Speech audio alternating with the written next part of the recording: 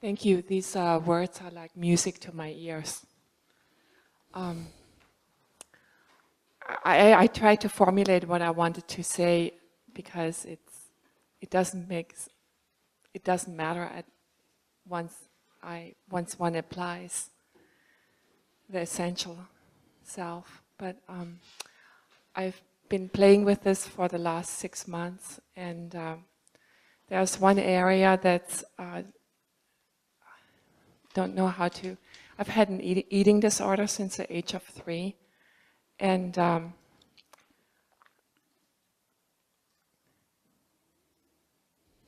it's a lot better. It comes and goes. It disappears completely, and then it comes back. And I just wanted to find out, how do I? What am I needing to be more aware of? Because it's such an old knowing.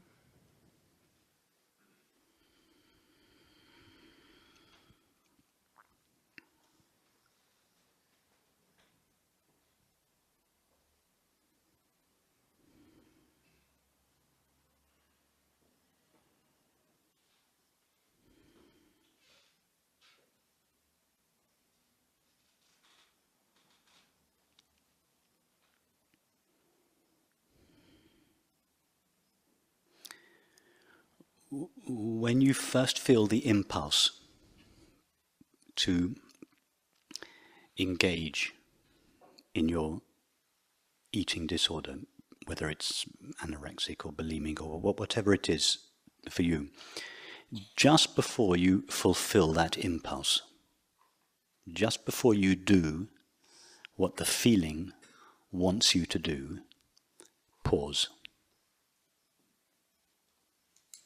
Don't do what the feeling is telling you to do. Just pause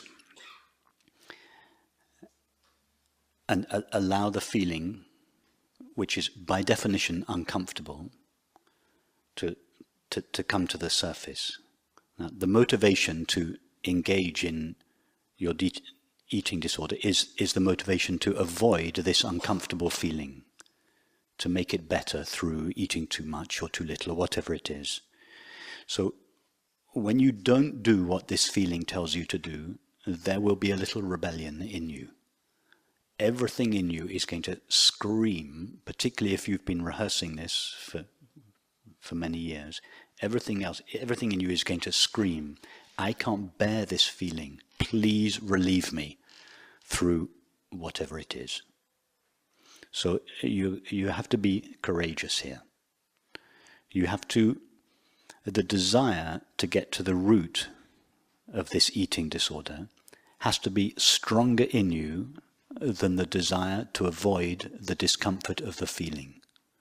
So that you have to decide ahead of time. Do I really want to get to the root of this eating disorder? Is the desire to do so stronger than my desire to relieve the discomfort when it comes up? So that's obviously the case for you. I have no doubt that that is the case, but you have to really know that. You have to establish in yourself, in the moment, not just in general, but in the moment the impulse arises, my desire to get to the root of this feeling that has been ruling me since I was 3 years old is stronger than my desire to relieve the discomfort of the feeling. Now, if you're clear about that, you're a long way there already. So having established that, when this feeling comes up, you don't do what it tells you to do, which is to overeat or undereat or whatever it is.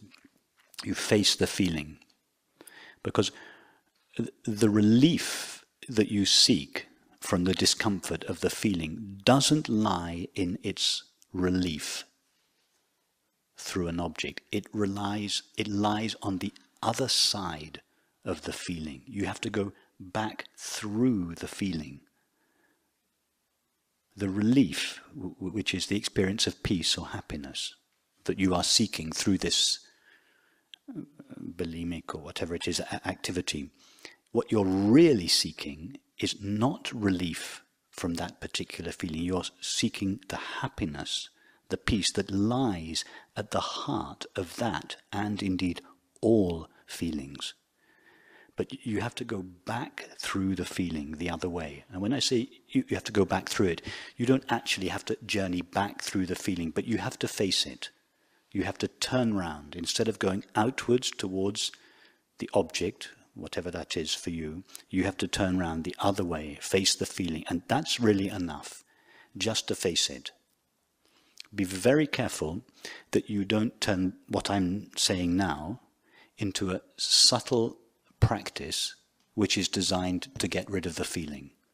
That would be a very subtle way that the separate self appropriates what is being suggested here and uses it to perpetuate its activity of avoidance. Are you saying that I could absorb, let it come into my awareness, absorb into my awareness, or cover it outwardly? Just you establish yourself as the pure awareness, the space of awareness, the inherently allowing space of awareness, which knows no resistance. So the feeling itself is not a problem for awareness, because awareness doesn't know resistance. Awareness is like a TV screen. It cannot resist what is taking place on it. That is why awareness cannot suffer. Suffering is always for the imaginary separate self. Awareness cannot suffer because it cannot resist. So this feeling is not uncomfortable for awareness. It's uncomfortable for the separate self, for the illusory separate self. So anything you do to relieve the discomfort of the feeling will perpetuate subtly the separate self that is at its origin. So don't touch the feeling, don't do anything to it. You have to establish in your experience, not intellectually, although you can start with a thought, but the thought must take you to the feeling understanding that you are this resistanceless openness. And there's one way you can tell whether you're doing that. And that is, ask yourself, this uncomfortable feeling that's rising and getting stronger and stronger, ask yourself, can I live with this feeling for the rest of my life? Now, you have to be able to answer yes to that question. That's the test. Because that's how it is for awareness. Awareness would be perfectly happy to live with the feeling for the rest of its life because it knows no resistance. There is not the slightest impulse in awareness to replace one feeling with another, to say, I don't want what is present, I want what is not present. That's why its nature is happiness.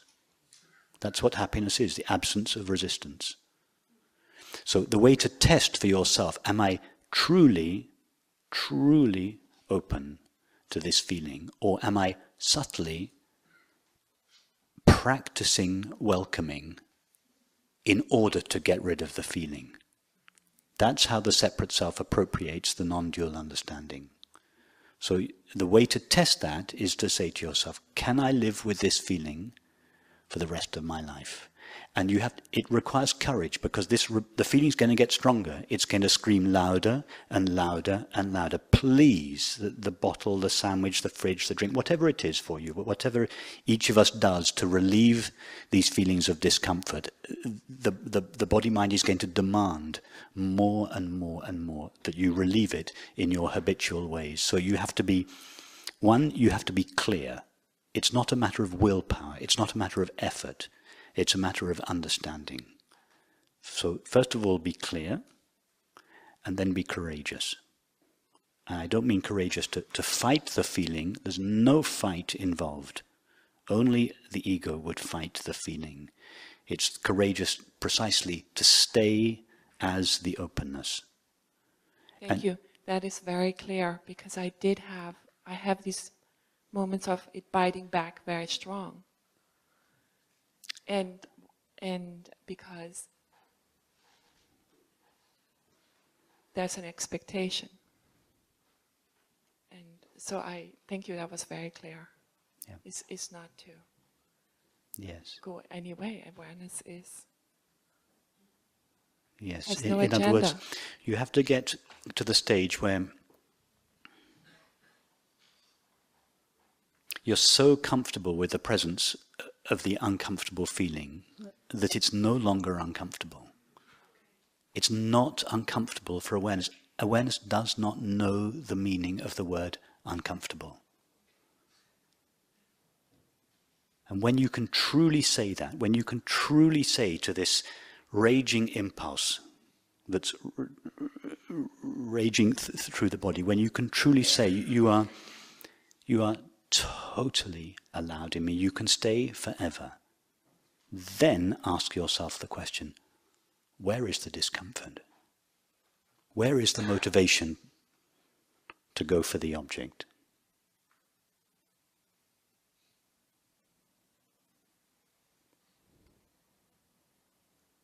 So clarity first, and then courage. Thank you very much. It's very clear.